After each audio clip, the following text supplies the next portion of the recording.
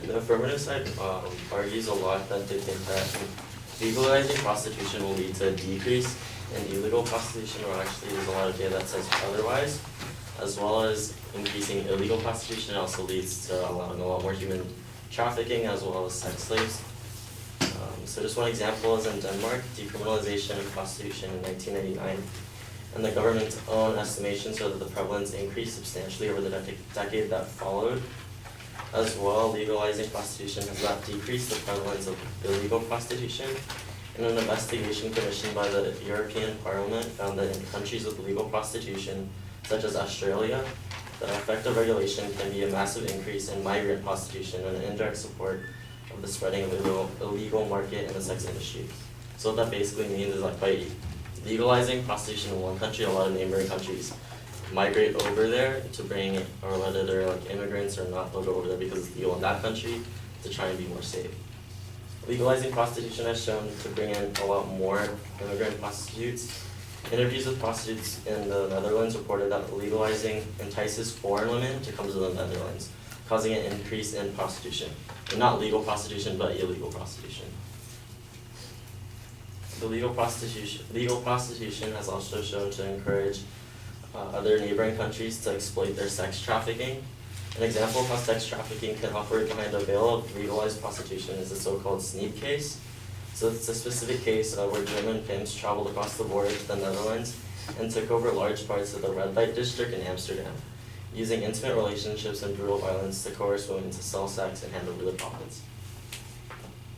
It also has allowed other countries to witness this as well, and a quantitative analysis similar reported that sex trafficking in most prevalent countries is where prostitution is legalized. Like I said, it's a lot of ways where human trafficking can be hidden within this veil of legalization. Evaluations have found that regulations of prostitution creates a facade of legitimacy that hides sexual exploitation, and that brothels can function as legalized outlets for victims of sex trafficking. This regulation has led to prostitution increase of the overall size of the market, which has benefited criminal enterprises that profit from sex trafficking. Another one of the arguments that the affirmative have made is that they think by legalizing prostitution it'll better these working conditions for sex workers. New Zealand's Prostitution Law Review Committee found that as a majority of prostitute persons felt that the Decriminalization Act could do little about the violence that occurred. The committee further reported that abusive brothels did not improve conditions for instituted individuals, and the brothels actually had unfair management practices continued with them even after the decriminalization. It also, just to begin with, prostitution hasn't been a desirable profession, and that more than half of all women in prostitution have reported to have experienced physical, sexual, and/or mental abuse. It also has not, legalization of prostitution has not led to destigmatizing those that are in prostitution. After New Zealand decriminalized prostitution in 2003, there were still reports among prostituted persons of continued stigma and harassment by the general public. In addition, there was little difference in disclosure of occupation to healthcare professions before and after decriminalizations.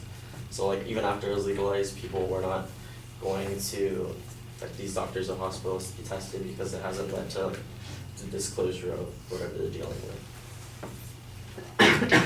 Also, this legalization of prostitution does not promise that those in illegal prostitution will adhere to that. A large-scale evaluation of the legalization of prostitution in the Netherlands, coordinated by the Ministry of Justice, found that licensed brothels did not welcome frequent regulatory inspections. This undermines their willingness to adhere to the rules and complicates the combat affecting sex trafficking in human beings.